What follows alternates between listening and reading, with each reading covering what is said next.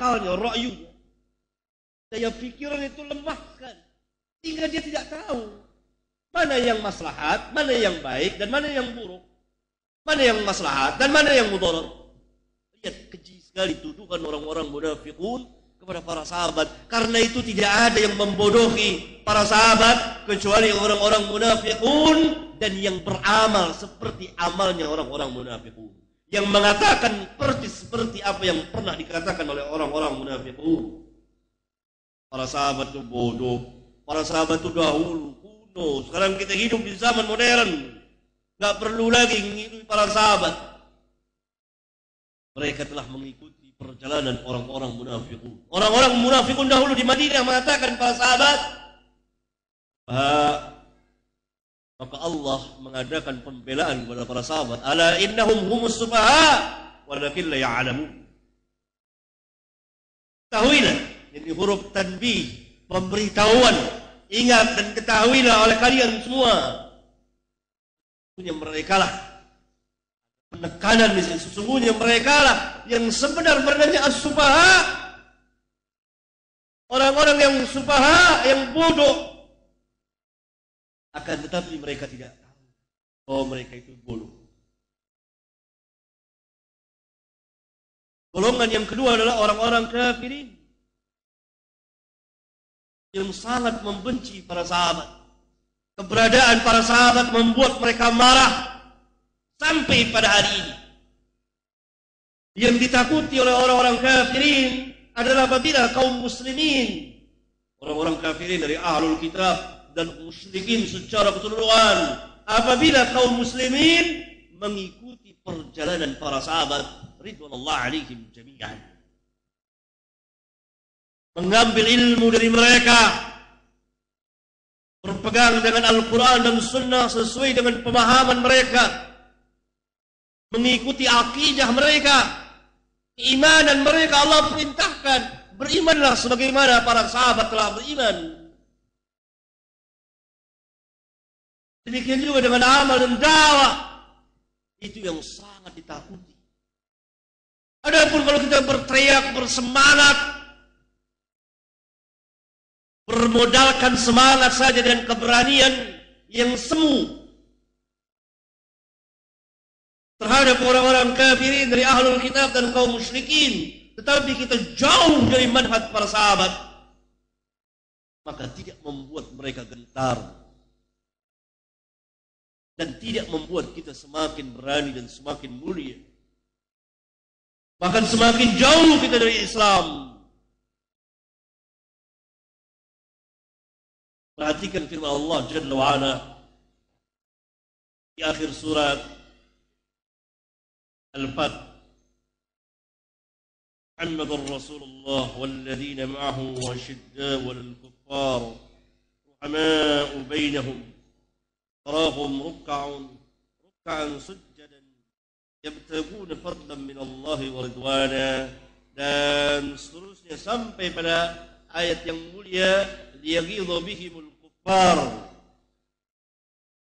Allah Subhanahu wa taala jelaskan tentang Rasulullah SAW, perjalanan beliau dan ketegasan dari Allah bahwa beliau adalah seorang Rasul, utusan Allah, dan yang mendampingi beliau adalah para sahabat ridwanullah alaihim jami'an. Mereka tumbuh sedikit demi sedikit, mereka beribadah kepada Allah, ruku dan sujud dan seterusnya. Maka keberadaan mereka itu membuat murka, membuat marah orang-orang kuffar. Liyaghidha bihimul kuffar. Maka berdasarkan ayat yang mulia ini, Imam Malik mengeluarkan hukum, tidak ada yang marah kepada orang-orang, kepada para sahabat kecuali orang-orang kuffar. Maka barang siapa yang marah kepada para sahabat, membenci para sahabat, murka kepada para sahabat, maka dia kafir berdasarkan ayat yang mulia. Golongan yang kedua yang sangat membenci para sahabat, sampai pada hari ini ketika sahabat wujudnya, jisimnya, jasadnya tidak ada, apa yang mereka benci? Manhajnya, perjalanannya. Jangan sampai kaum muslimin mengikuti perjalanan para sahabat. Dan ini yang sangat ditakuti oleh orang-orang Yahudi. Saudara ingat, ketika Nabi SAW bersabda kepada para sahabat, kamu akan memerangi orang-orang Yahudi sampai Yahudi bersembunyi di balik sebuah batu atau pohon, maka pohon dan batu itu akan berkata, hai Muslim, ini Yahudi di balikku, bunuhlah dia, kecuali pohon Ghardan. Kecuali pohon Ghardan, pohon Yahudi. Ini hadis sahih dikeluarkan Bukhari, Muslim dan lain-lain. Yang menarik perhatian kita adalah Nabi yang mulia sallallahu alaihi wasallam mengatakan, kamu akan memerangi orang-orang Yahudi sampai Yahudi bersembunyi di balik sebuah pohon, di balik sebuah batu. Dan batu dan pohon itu berbicara kepada kamu, hai Muslim, ini Yahudi, bunuhlah dia. Terjadikah di zaman sahabat?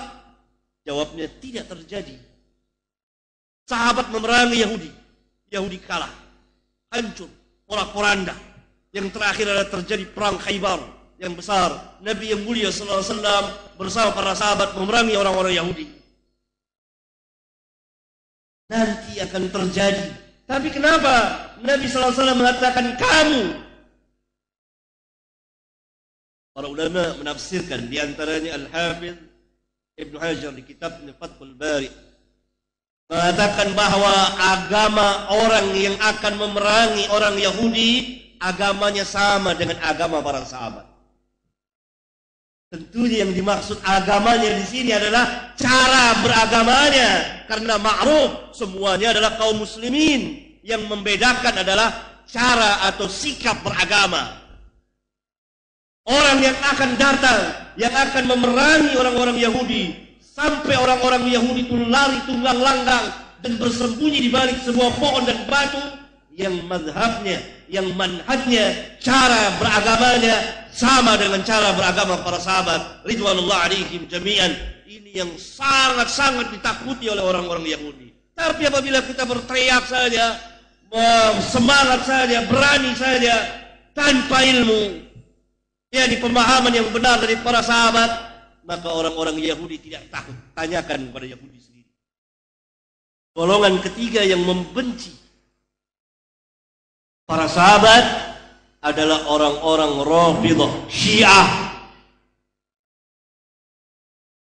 dan orang-orang yang mengikuti orang-orang Syiah dari zaman ke zaman sampai pada hari ini. Tidak ada yang lebih membenci para sahabat dari orang-orang Syiah, sehingga di kitab-kitab mereka dikatakan Allahu Akbar. Kalau bukan untuk menjelaskan kedustaan mereka, saya tidak berani membawakannya. Dikatakan bahwa Abu Bakar dan Umar disiksa di neraka lebih keras dari iblis. Itu termaktub di kitab mereka, ada, baik dalam bahasa Arab maupun dalam bahasa Parsi, yang kemudian dibongkar oleh para ulama kita, dijelaskan kepada kita sehingga kita bisa membacanya.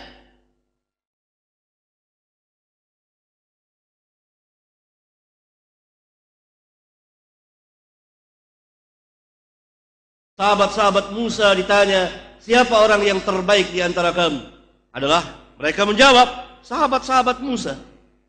Demikian juga dengan Isa. Yang terbaik adalah Al-Hawariyin, Al-Hawariyun. Tetapi ketika Syiah ditanya, siapa orang yang terburuk di dalam umatmu? Maka Syiah menjawab, orang yang paling jelek, paling buruk adalah sahabat-sahabat Muhammad sallallahu. Gak ada yang keempatnya kecuali mengikuti ahli bid'ah. Sampai Mu'tazilah memuliakan Abu Bakar, Umar, Utsman.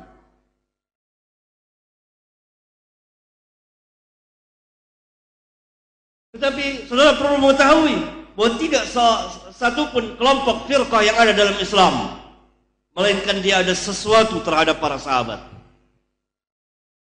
Walaupun terhadap sebagian sahabat. Adapun Syiah terhadap seluruh para sahabat, kecuali beberapa orang para sahabat yang bisa dihitung dengan jari.